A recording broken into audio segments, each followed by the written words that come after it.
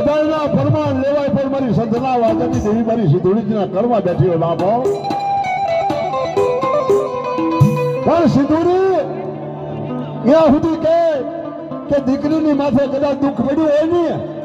અને દીકરી પોતાના સાસરિયાની અંદર હોય ના બાપના ગળની અંદર સિંધુડી બેઠી હોય બાપો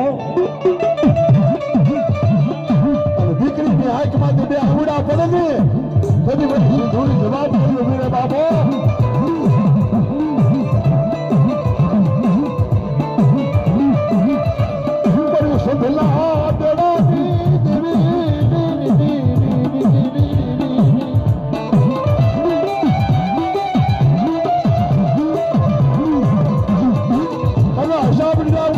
પાછી આવું ને તો મને સંતના દેવીની ખોજ પડવા